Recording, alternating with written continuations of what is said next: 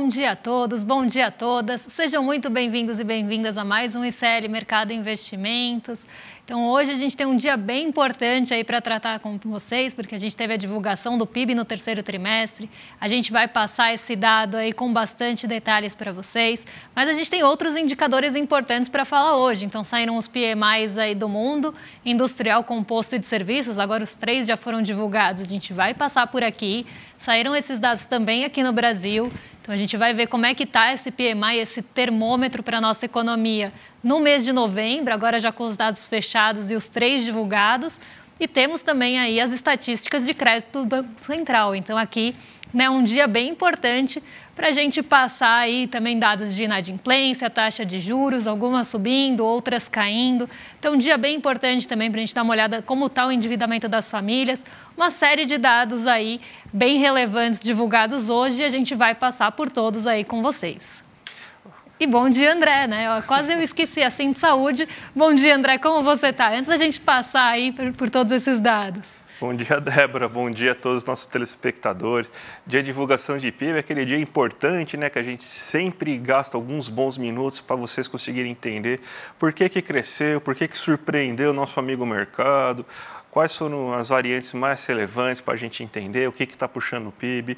Mas hoje também saiu os dados do Banco Central mostrando o endividamento das famílias. Então, hoje um belo combo aí que vai gastar bastante tempo para a gente explicar, porque crédito e endividamento e crescimento econômico são, com certeza, 2 pontos aí que sempre estão nas nossas pautas, Mas, antes de tudo, Débora, vamos já começar com a agenda do dia. Então, o que esperar, o que já saiu, o que vai sair, então, o que vai acontecer hoje aí na economia do mundo? Bom, nessa primeira página que vocês estão vendo aí na tela, os dados todos já foram divulgados, porque a gente tem aí as perspectivas até as 8 horas da manhã, horário aqui do Brasil. Então, os dados de PMI, que são esses índices de gerente de compras da Alemanha, zona do euro, já foram aí divulgados. A gente já teve também o PIB da África do Sul hoje divulgado. O PMI do Reino Unido também saiu hoje. PPI lá da Europa, mostrando ali as perspectivas, como é que ficou, na verdade, o índice de preços ao produtor lá na Europa. Então, esses dados a gente vai passar rapidamente aí na abertura e a gente vai falar com um pouquinho mais aí de profundidade dos PMIs globais, vamos pensar assim, de vários países. Pode passar aí, pessoal, porque em seguida aí a gente tem OCDE com o CPI, índice de preços ao consumidor da OCDE, que foi divulgado agora às 8 da manhã. A gente vai falar dessas concessões de crédito, estoque total e inadimplência de outubro aqui no Brasil. Então, esses dados a gente montou gráfico para vocês, então a gente vai passar por aqui. O PIB do terceiro trimestre, grande estrela de hoje, grande destaque aqui no Brasil. A gente também separou bastante material. Vamos falar aí dos PMIs compostos e de serviços que saíram aqui do Brasil. Também boas notícias, então a gente separou material para vocês. Hoje no Senado, na Comissão de Assuntos Econômicos, a gente tem uma sabatina dos indicados, tanto para o CAD quanto para a CVM, acontecendo agora. Então a gente não vai passar por esse ponto, porque está acontecendo agora concomitantemente com o nosso programa, mas qualquer atualização a gente traz aqui para vocês. Roberto Campos Neto hoje participa de uma live, na verdade ele tem até participação em 2 eventos, então ele deve ficar aí no radar, de uma forma um pouco mais secundária, mas deve ser acompanhado também pelo mercado. O PMI composto de serviços nos Estados Unidos sai agora às 11h45, então perto aí da hora do almoço. A gente vai conhecer aí como é que também está o termômetro dos Estados Unidos e amanhã a gente traz detalhes para vocês. E aí, como eu falei, Roberto Campos Neto hoje tinha 2 eventos, o segundo está aí ao meio-dia. Também temos outra leitura lá dos Estados Unidos do PMI de serviços, que não é o da S&P Global. Então, a gente vai também ter esse termômetro aí da economia dos Estados Unidos, que está bem em foco por conta das treasuries e das taxas de juros. Tem toda uma discussão ali em relação aos cortes que devem acontecer no ano que vem e quando. Então, esses dados devem ser bem acompanhados pelo mercado. Depois, a gente tem relatório JOLTS de criação de vagas, que também deve ficar no radar lá nos Estados Unidos, porque vai mostrar ritmo de mercado de trabalho. Lembrando que essa semana também tem payroll, dado que deve ser muito acompanhado. À 1h sai o PMI global, esse levando em consideração os países todos. Então, o dado sai à 1h da tarde, amanhã a gente traz para vocês. E aí, durante o dia, a gente tem aí a COP, tem aí a participação do presidente Lula aí na Alemanha. Então, a gente tem uma agenda bem recheada hoje, bastante coisa para trazer para vocês. Mas saiu os PMIs do mundo, né? E provavelmente isso deve afetar bastante a Bolsa, né? Então, temos a notícia aqui da nossa Bolsa, inclusive, aí, né? Que toda manhã a gente coloca para vocês já saberem o que esperar, saberem o que vão enfrentar, os principais assuntos em pauta, o que os mercados estão esperando. Então, sempre o lembrete para vocês do nosso site aí, que vocês podem acessar ele lá para ver o que está acontecendo, né? Mas vamos começar, antes de entrar nas bolsas em si, Débora, vamos falar dos PMIs globais aí, porque isso aí deve ter afetado bastante desempenho na Ásia, desempenho nos Estados Unidos, na abertura que a gente está esperando. Então, o que a gente teve aí em relação aos PMIs? Principalmente até nos futuros de Europa, né? Porque saíram vários dados lá da Europa, tanto de zona do euro como dos países individualmente, e os dados melhoraram consideravelmente em novembro. A gente já tinha visto, né, quando saíram os dados de PMI industrial, eles sempre saem um pouquinho antes, então a gente trouxe para vocês quando a gente teve essa divulgação, e agora a gente tem atualização com o composto e o de serviços, né, que é bem importante, porque o composto ele acaba sendo uma mescla do PMI industrial e o de serviços, e aí a gente tem, né, inclusive, uma visão um pouco mais completa de quem puxou esse PMI composto para cima, né, se a gente teve melhora nos dois setores ou se foi um setor só. Então, dessa vez eu trouxe até para vocês a variação em pontos percentuais aí para a gente poder ver, né, quem que teve melhor em relação ao mês anterior, né, que era o de outubro de 2023, agora a gente já está olhando para novembro. Como eu sempre falo, o PMI é um termômetro. Então, ele mostra ali o que esperar das atividades econômicas dos países dentro desses setores. Então, como está a atividade econômica do industrial, como está a atividade do setor de serviços e essa mescla aí, como é que está a atividade econômica num geral. E, num geral, aqui, quando a gente olha, né, a gente teve melhora na maior parte dos países, exceto o Japão, então vou até começar lá por ele, que teve uma queda em relação ao mês anterior no PMI, tanto no composto quanto no industrial, que a gente já tinha visto que tinha tido uma queda de 0,4 ponto percentual. E agora também a gente vê essa queda sendo confirmada nos serviços, né, inclusive acima da projeção que a gente tinha. O Japão ele está com um pouco mais, vamos pensar assim, de dificuldade, né, nesse mês de novembro, mas ainda tem dois indicadores importantes, que é o PMI composto e o PMI de serviços, acima da marca de 50. Então, ele é um dos poucos países aí que ainda continua mantendo, né, esse PMI acima de 50, mostrando alguma expansão da sua atividade econômica, tanto no composto como aí quando a gente olha para os serviços. O industrial, ele ficou em 48,3, então ainda na contração. Então, se a gente for olhar, o setor industrial do Japão está contraindo e está contraindo até num ritmo mais rápido, né? Então, está se distanciando do patamar de 50, que mostra a contração da economia lá. Quando a gente olha para a Alemanha, por exemplo, a Alemanha era um país que estava preocupando bastante, porque ela chegou a ter 39 no PMI industrial, e 39 é uma marca bem longe dos 50, então mostrava uma contração bem acelerada ali do setor industrial alemão. No mês passado chegou a 40,8, mostrou uma melhora, e agora no mês de novembro chegou a 42,6. Então subiu aí o PMI industrial da Alemanha, que era um ponto que preocupava bastante. O de serviços ainda está ali abaixo do patamar de 50, mas já se aproximando de 50. Lembrando aí que ele saiu de 48,2 no mês passado, surpreendeu inclusive as perspectivas aí para o setor do setor de serviços, que era 48,7, ficou acima dessa marca, que levou o PMI composto lá para 47,8. Então, a gente vê uma melhora aí na economia alemã, mas ainda distante, principalmente no setor industrial, da expansão, né? Então, a indústria lá ainda está contraindo. Quando a gente olha a zona do euro de uma forma geral, a gente também teve melhora nos indicadores. Então, a gente vê aí, né, até uma aproximação do PMI de serviços do patamar de 50, o que puxou justamente o composto para cima também, mas a gente teve uma melhora significativa ali no PMI industrial da zona do euro. Então, a gente consegue ver também alguma melhora, talvez uma diminuição da contração aqui da indústria na zona do euro, até com uma velocidade um pouco mais rápida. O mesmo a gente vê no Reino Unido. Então, o Reino Unido consegue passar o patamar de 50 nesse mês, né? Também estava aí com dificuldade, mês passado estava abaixo do patamar de 50, ainda no terreno da contração, mas a gente vê aí uma melhora no Reino Unido.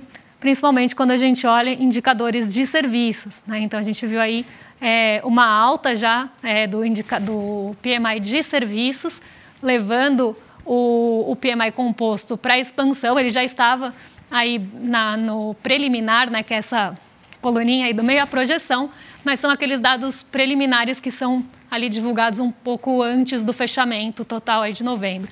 Então, a gente já via ali uma sinalização que ia ficar no terreno da expansão, mas ainda bem próximo aí do patamar de 50, teve até uma aceleração. Então, a gente vê o setor de serviços expandindo ali no Reino Unido e até numa aceleração mais rápida do que se esperava. Mas quem puxou bastante o composto para cima foi justamente o PMI industrial, que sai de um patamar bem baixo, ali de 44,8, e chega agora a 47,2, também se aproximando aí de uma forma mais rápida do patamar de 50, chegando perto de expandir a sua atividade industrial ao Reino Unido.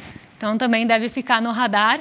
E até quando a gente olha dados da zona do euro, né, a gente tem aí os dados da zona do euro e da Alemanha principalmente, eles até, por estarem ali mostrando uma reação aí à manutenção dos juros, passou até a ser esperado por lá que a taxa de juros caia em janeiro. No fim de janeiro, pode ser que a gente tenha alguma movimentação de juros ali na zona do euro para tentar estimular essa economia que está bem aí contraída, está com muita dificuldade.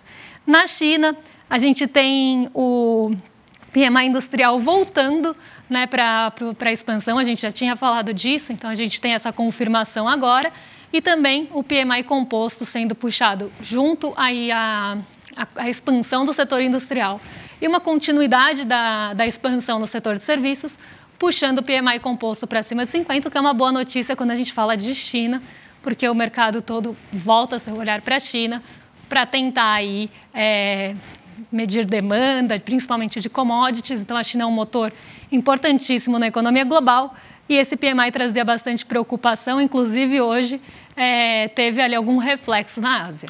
E vamos então entrar no mercado asiático, Débora, porque isso aí com certeza, nessa divulgação de dados importantes aí de atividade econômica, devem ter refletido nos mercados mundiais como um todo e na Ásia inclusive, né? Exatamente. E por mais que a gente tenha tido um PMI mais positivo do que o esperado e no terreno da expansão na China, ainda tem preocupações bem fortes em relação à economia chinesa. Então, a gente tem 2 pontos aí para comentar com vocês em relação à China especificamente. Hoje foi um dia negativo na Ásia de uma forma geral. Então, até refletindo um pouquinho daquele comportamento de Nova York que foi de realização de ganhos ontem, hoje isso chega aí na Ásia, também aí trazendo ventos um pouco mais pessimistas para o mercado na abertura. Mas a gente tem outros pontos, né, como eu falei, principalmente de China, que chamaram bastante atenção hoje. Então, o primeiro deles é que o Xangai Composto caiu hoje. Vou colocar aí na tela, caiu 1,67. A gente viu quedas generalizadas lá na Ásia, acima de 1%. E por que isso aconteceu? Por mais que a gente tenha um PMI aí um pouco mais positivo e mostrando até uma possibilidade de aceleração da demanda chinesa, ainda tem muita preocupação se a economia por lá vai conseguir responder aos estímulos do governo. Então, o governo está colocando ali uma série de estímulos na economia, não está medindo esforços, principalmente em relação ao setor imobiliário, mas a gente está vendo uma resposta um pouco mais lenta do que o mercado esperava, né? E aí a gente tem que olhar para o que o mercado está esperando realmente. Por mais que sejam medidas que possam ter ali um resultado de médio e longo prazo, o mercado está um pouco ansioso em relação à China e começou a ter algumas preocupações se esse estímulo vai realmente surtir o efeito que a China precisa. Esse foi o primeiro ponto e foi o que levou o Xangai Composto a cair em 67 hoje. Mas teve um outro ponto que aconteceu depois do fechamento, que foi uma revisão da perspectiva da Moody's, que é uma agência de rating, de classificação de crédito, em relação à China. Então, a gente tinha ali, né, um rating do A1 para a China. Esse rating foi mantido, então ele não teve mudança na perspectiva de classificação de risco, mas ela saiu de estável para negativo. Então, pode ter futuramente alguma revisão dessa classificação de crédito para baixo. Por que a Moody's fez isso? Ela está preocupada também ali em relação às estatais chinesas e aos governos locais, que vão precisar de bastante apoio financeiro daqui para frente. E aí, isso trouxe ali uma mudança na classificação de risco da China pela Moody's. Então, isso aconteceu depois do fechamento e pode refletir na China e na Ásia, de uma forma geral, amanhã, né? Mas esse foi um segundo ponto ali que voltou o olhar para a China hoje. Ótimo, Débora. Falamos bastante do mundo hoje, então vamos agora para o Brasil com o destaque do dia, né? Que foi divulgado o PIB do terceiro trimestre aqui no Brasil e surpreendeu o mercado, que o mercado estava acreditando em uma queda de 0,2%, 0,3%, só que o PIB cresceu 0,1%. Então, você teve uma desaceleração da economia que já era prevista, né? Então, você teve um primeiro trimestre muito forte, um segundo trimestre com uma leve queda e o terceiro trimestre com essa quase estagnação, né? Esse leve, mais leve aumento. E agora é esperado, com o movimento de fim de ano, né, que você tenha um aumento do PIB.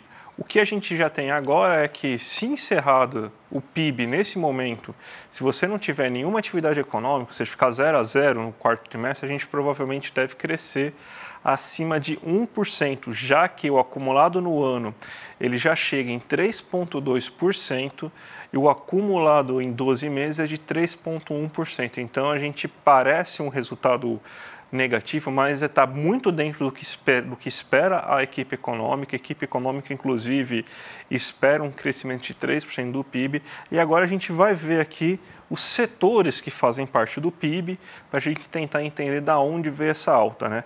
Vamos fazer uma separação breve aqui, que a gente tem o total nesse 0,1% do PIB, só que a gente tem que ver o PIB por duas óticas, né? A ótica do produto e a ótica da demanda, né? Então, aquilo que foi produzido tem que ser justamente igual àquilo que foi consumido. Então, essa é uma regra contábil, tá, gente? Então, isso aí não é mágica nem nada, isso aí é simplesmente uma regra contábil para conseguir entender. Então, o que tem de produção agropecuária da indústria e serviços tem que ser justamente igual àquilo que as famílias consumiram, que o governo consumiu, que as empresas consumiram no investimento, o que foi exportado e o que foi importada. Então, a soma do PIB tem que ser igual a esses dois lados. Então, olhando a ótica da produção, ou seja, tudo aquilo que foi produzido na economia brasileira esse ano, a gente teve uma queda da agropecuária de 3,3%, mas é uma queda que foi menor do que estava sendo esperada, justamente porque o primeiro trimestre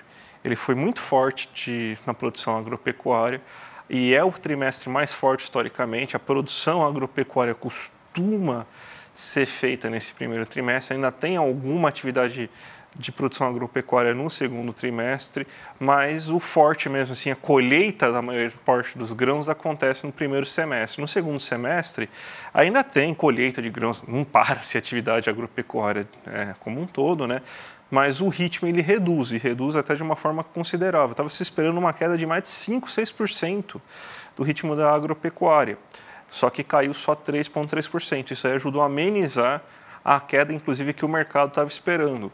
Daí você vê que a gente cresceu esse terceiro trimestre mais devido às atividades urbanas. Você teve um aumento no setor de serviços e o aumento foi quase que generalizado. Tirando o setor de transporte e correios, o resto dos setores, como serviços como alimentação, alojamento, serviços de profissionais, serviços financeiros, imobiliários, comércio, todos esses serviços apresentaram alta nesse terceiro trimestre. Então, a gente teve um ritmo de atividade econômica bem interessante. A gente não teve queda também no setor industrial, a gente teve uma alta de 0,6%, puxado principalmente pelo setor de energia elétrica, saneamento e gás. Setores como indústria extrativa de transformação também tiveram uma leve alta de 0,1%. O único setor da indústria que caiu foi o da construção civil nesse terceiro trimestre, então a gente também teve um ritmo industrial mais considerável e até surpreendente, então melhorou bastante aí a nossa indústria, né? E não estava sendo esperada pelos próprios dados que as pesquisas mensais estavam mostrando. A gente não esperava um crescimento maior, mas isso é diferente de uma pesquisa e de um dado de fato, né? Pesquisa como o próprio nome diz, é uma pesquisa estatística, né? O dado de fato mostra, né? Pega toda a atividade econômica, por isso que demora tanto, né? Demora 2 meses para ficar pronto, porque você colocar no papel aqueles volumes, né, de atividade econômica que a gente está observando. É isso daí que o IBGE faz. Aí, se a gente pega o lado do consumo, da demanda, né, a gente vê que o que foi puxado principalmente por exportações, a gente está vendo o saldo da balança comercial. Falamos ontem, inclusive, né, que a gente já chegou quase em 90 bilhões de dólares, que já é recorde. E estava sendo previsto um aumento de 90 bilhões, então a gente vai superar expectativas no saldo da balança comercial. Ao mesmo tempo, as importações caíram, ou seja, além das exportações aumentarem, a gente teve importação caindo. Então, isso tudo aumenta o nosso saldo. É mais dinheiro entrando para a economia brasileira. Isso ajuda a explicar o crescimento do PIB nesse momento. Mas o mais importante, eu acredito que seja o consumo das famílias, né? A gente teve vários programas para tentar fazer as famílias não se endividarem mais, retirar famílias do endividamento, para que sobrasse mais renda. Além de tudo, você teve aumento do emprego, você teve aumento da renda, as negociações salariais dando cada vez mais certo. Isso fez com que as famílias tivessem mais dinheiro para consumir e o consumo das famílias se elevou em 1,1%. E praticamente foi, junto com o comércio exterior, foi o setor que acabou elevando o PIB nesse trimestre. Então, a gente vê que até chega mais ou menos assim, até reflete um pouco o que foi produzido na indústria e no setor de serviços, as famílias consumiram mais. Então, a gente vê que existe essa certa correlação. O governo também gastou mais, aumentou em 0,5% o seu consumo, mas aí a gente tem a parte preocupante, que é o investimento, né, que são o consumo das empresas. Então, isso reflete também o que as empresas esperam sobre o futuro. A gente vem falando aqui, né, que só agora, a partir do quarto trimestre, a partir de outubro, novembro, que você teve, então, algumas melhoras em relação às expectativas da economia, né? Então, isso daí reflete no nível de investimento. Então, as empresas que passaram a investir bem menos nesse terceiro trimestre, isso pode refletir no futuro. Vamos ver se agora tem uma melhora na perspectiva da indústria, principalmente em relação ao futuro. É a indústria que costuma puxar o nível de investimento. Vamos ver se no próximo trimestre a gente consegue ter um nível de investimento melhor ou se vai cair novamente. Mas acho que eu até falei bastante aqui, Débora, mas esse aí foi o resumão aí do que aconteceu no nosso PIB aí nesse terceiro trimestre. E um dado importantíssimo para ser falado, e eu acho que vale aqui a gente falar com detalhes, né, entrar bastante nesse assunto, até para vocês terem argumentos para debater e rebater, né, se ouvirem falar que o IBGE pode estar aí manipulando dados, ou enfim, qualquer coisa dessas, que é uma balela, tá, gente? Mas a gente vê, inclusive, pessoas falando, o PIB ficou acima do esperado porque o IBGE está manipulando dados. Então, não é nada disso. A gente trouxe justamente aí esse aprofundamento para vocês entenderem de onde veio a melhora, né? E tem tudo a ver com dados que a gente traz mensalmente, diariamente para vocês. Entender de onde veio essa melhora e não cair nesse tipo de cilada. Eu vi até hoje em Rádio Grande, em São Paulo, tá? Não vou falar que é Bandeirantes, tá? Mas eu vi em Rádio Grande, em São Paulo, né? Comentarista aí que gosta bastante aí, um comentarista bem conservador aí, que a única pergunta que ele teve em relação ao PIB, se os dados não poderiam ter sido manipulados, né? Então, a gente que trabalha aí justamente para fomentar a tia do Zap na hora de passar fake news.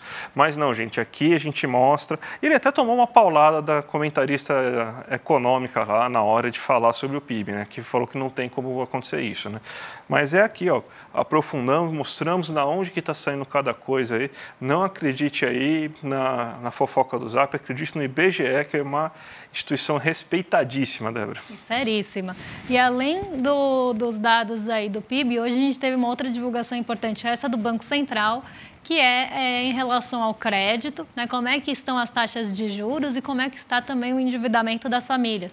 Então, vamos colocar aí para vocês, a gente tem a notícia também completa no nosso site, para quem quiser ler ali a matéria completa, com outros pontos além dos que a gente vai trazer aqui para vocês. Mas a gente teve uma queda em outubro aí em relação à taxa média dos juros de uma forma geral, mas quando a gente olha as modalidades, algumas tiveram até alguns aumentos. A gente vai trazer aí para vocês num gráfico, né? A gente trouxe tanto um gráfico como um painel aí para passar para vocês como é que está, né, a situação do crédito aqui no Brasil. Então, vamos passar aí primeiro pelas taxas de juros, né, então, e pela inadimplência, porque uma coisa está muito ligada à outra e não normalmente como a gente escuta por aí. Eu vou explicar para vocês por quê. Então, a gente tem o cheque especial. Só um ponto aqui antes de passar essas taxas para vocês, elas estão em taxas anualizadas, tá? Então, essas são as taxas anualizadas de cada uma das modalidades para a pessoa física.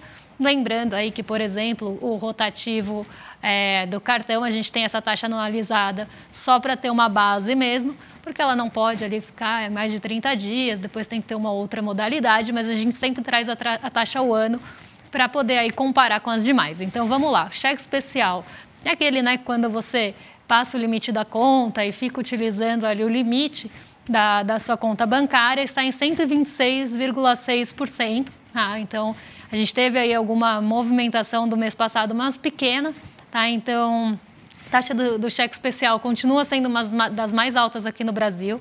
Ela só fica atrás das taxas de cartão de crédito, que é justamente aquela taxa para uso emergencial, mas que muita gente tem dificuldade de sair porque acaba virando uma bola de neve, cobra-se os juros e aí entra no limite de novo ou não consegue nem sair desse uso de limite de cheque especial. Essa taxa de 126,6% ao ano aqui no Brasil. E quando a gente olha a inadimplência dessa modalidade de crédito, é quase 13% aí, uma taxa até também mais alta do que as demais. Quando a gente vai para a maior taxa, né, que não é novidade, essa sim teve uma redução um pouco mais forte do mês passado para esse, é o crédito rotativo do cartão, né, que é aquele quando você não paga integralmente a fatura, você rola para o mês seguinte a dívida. Então, essa taxa anualizada chegou a 431% na média. Tá? Lembrando que a gente tem alguns agentes financeiros que cobram perto de 1.000%. Tá? Então, essa é a média do Brasil, 431% aí. Teve uma pequena redução em relação ao mês passado. Essa modalidade é a que tem a maior inadimplência, não à toa, porque para cobrar uma taxa anualizada de 431%, é um absurdo, então não é de se espantar que quase 55% das pessoas que têm dívida nessa modalidade não conseguem pagar. Até porque se torna uma dívida impagável se você rolar, né, e mesmo que seja substituída por uma outra taxa ali de juros, né, por uma outra modalidade, normalmente a modalidade oferecida é a do cartão de crédito parcelado, que na média a gente tem uma taxa de 195% aqui no Brasil. Essa também teve uma pequena redução em relação ao mês passado, mas é muito menor do que a do rotativo. Tá? Então, aqui a gente tem uma taxa de 195%, quase 200% ao ano, substituindo uma de 431%. Então, ainda gera uma dívida bastante alta entre os brasileiros. A inadimplência é de 10% nessa modalidade. Então, aqui a gente vê um padrão, né? Se a gente for olhar, quanto as taxas maiores têm a maior inadimplência. E a gente vê, às vezes, agentes financeiros falando e defendendo que as taxas de juros são altas porque tem inadimplência. Mas, na realidade, é o contrário, né? As taxas de juros, elas são altas e, por isso, tem inadimplência. Né? Até porque, se a gente fosse usar esse argumento, isso não sustentaria se a gente fosse falar de um crédito pessoal consignado. O crédito pessoal consignado, ele é aquele consignado em folha. Né? Se você já tem ali o crédito retirado do seu pagamento na folha de pagamento mesmo. Né? E a gente tem uma inadimplência baixa para esse tipo de modalidade, até porque é descontado ali de folha de pagamento e a maioria ali dos consignados ficam para pensionistas e funcionários públicos. E a gente tem uma taxa ainda bastante alta no crédito consignado de 24,6%, que é um patamar alto para o tipo de modalidade que é com a segurança que tem. Então, aqui a gente já consegue quebrar um pouco daquela coisa de que a taxa é alta porque a inadimplência é alta, porque nesse caso nem o risco nem a inadimplência são tão altos. Né? Então, aqui comparado com os outros, é uma taxa ainda menor, mas é uma taxa alta para o tipo de crédito que se tem aqui. Quando a gente vai para a aquisição de veículos, que também tem o bem como garantia, se você não pagar, o veículo vai ser tomado, vai para busca e apreensão, a gente tem uma taxa de 26% também. E aqui a gente tem um bem como garantia. Né? Então, aqui outra vez, né, esse mito sendo aí quebrado. O crédito pessoal não consignado, então aquele que não tem consignação em folha, chegou a perto aí de 90%, 89,6% nesse mês, e a inadimplência também aí de 6,6%. Então, aqui, esse é o retrato das taxas de juros e da inadimplência aqui no Brasil no mês de outubro. Tá? Vamos seguir aí para o para o próximo gráfico, que esse é do endividamento das famílias. Quanto da renda das famílias ainda está comprometido com crédito e com, né, pagamentos aí de crédito no Brasil. Quando a gente olha aqui o endividamento total, a gente tem aqui duas formas de olhar, tá? Considerando o financiamento imobiliário, que normalmente já é um financiamento mais alto, e sem o financiamento imobiliário.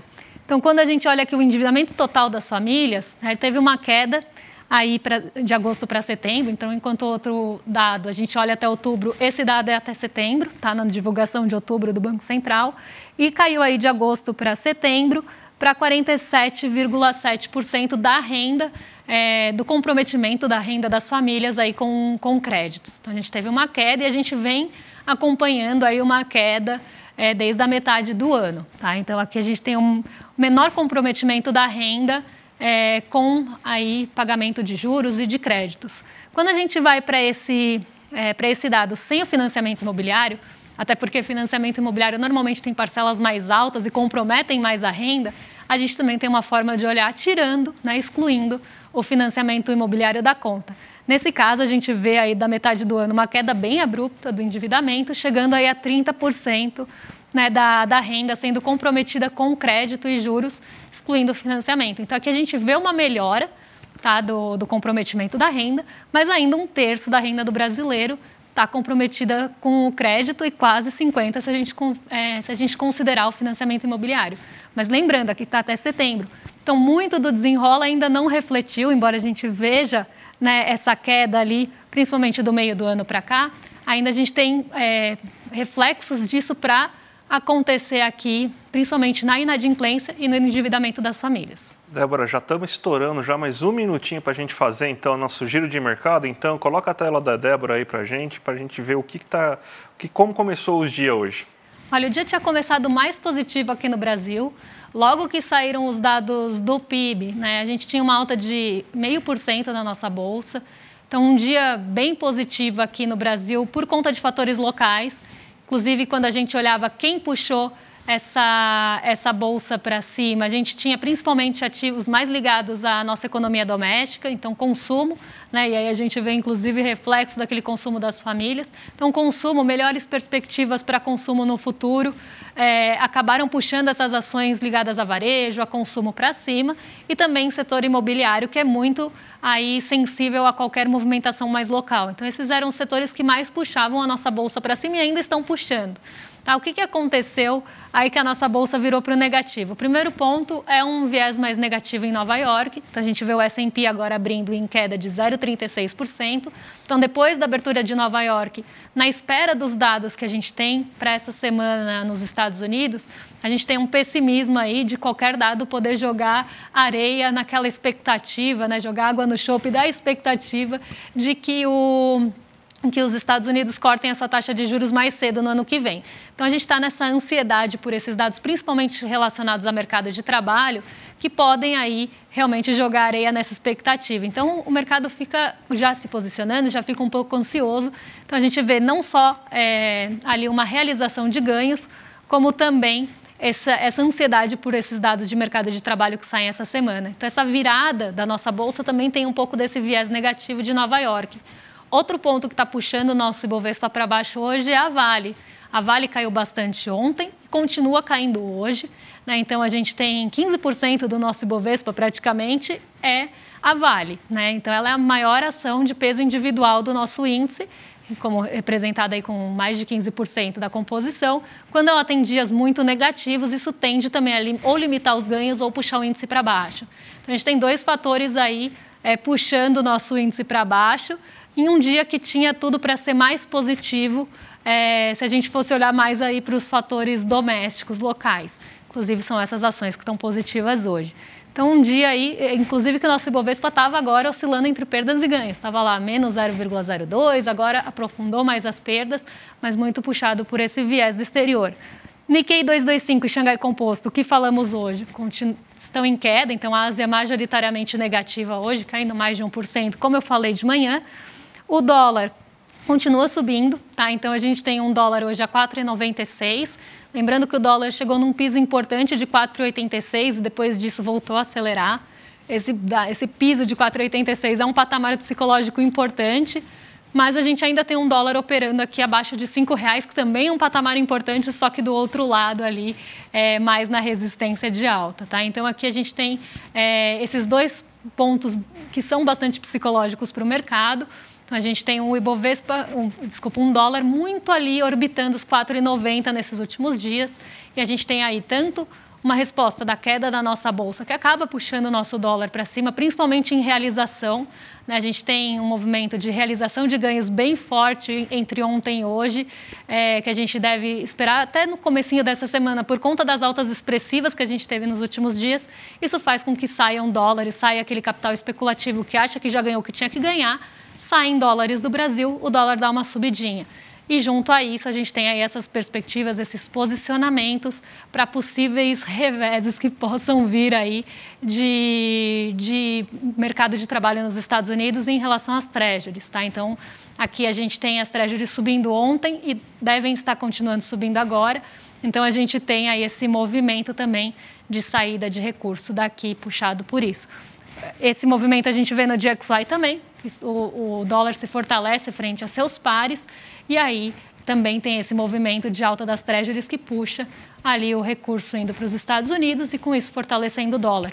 E hoje o petróleo Brent sobe depois de 3 dias de quedas consecutivas aí por conta de conflitos no Oriente Médio. A gente tem aí aquela expectativa que eu falei de pouca unidade dentro do OPEP, apesar dos cortes serem anunciados. Isso tudo trouxe bastante incerteza em relação ao petróleo, então hoje ele sobe depois de cair 3 dias consecutivos. O petróleo consegue mostrar algum sinal de recuperação, algum fôlego, mas está sendo negociado a $78 por barril. Também aí abaixo de um patamar importante que é o de $80 por barril aí. Então mostra um sinal de recuperação depois de cair bastante ontem, mas ainda abaixo dos $80. Ótimo, Débora. Vamos então dar nossos recados, porque dia 17 de dezembro, nossa última aula do ano, 8 horas da noite, Eduardo Marinho, poeta das ruas, filho de militar, estava cursando Direito, chegou a passar num concurso público, largou tudo isso aí para viver nas ruas, para entender como funciona esse mundo, para conseguir ter uma experiência de vida, e tudo isso ele vai relatar aí nessa super aula que vocês vão ter no dia 17. Então, gente, já se inscreve aqui no link que está aqui abaixo, icl.com.br/mercado, daí você clica no sininho, daí o YouTube na hora aí já vai avisar vocês antes de começar a aula, então, imperdível. Então já se inscreve para não perder essa aula e continue com a gente hoje durante o dia aí com nossa programação de CL, já que às 5 horas da tarde a gente tem o Rolê ICL com o William De Luca, 6 horas da tarde a gente tem o ICL Notícias segunda edição com a Gabi Varela, Chico Sá e Chico Pinheiro, e às 7h30 da noite o Sinapse com a Robertinha Garcia e o César Calerron. E amanhã a gente está de volta a partir das 7 horas da manhã. Então a gente já tem toda aquela programação que vocês conhecem, o Desperta, CL Notícias primeira edição, em detalhes em seguida, e a gente aqui às 11 horas. E aí a gente vai passar inclusive pelos temas que ficaram aí de fora hoje. Vou passar pelo PMI do Brasil e vou explicar o que é PMI, porque eu vi gente aí perguntando na nossa audiência.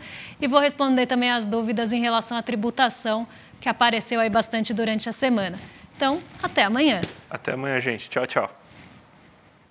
Põe na agenda que esse vale a pena. 17 de dezembro, domingo, às 8 horas da noite, Eduardo Marinho, filósofo das ruas, sucesso da internet, das redes sociais por suas reflexões e textos, vai dar uma aula para o Instituto Conhecimento Liberta. Para você participar dessa aula ao vivo e que não tem replay, clique no link aqui em cima ou aqui embaixo e se inscreve agora, gratuitamente. A gente se vê lá.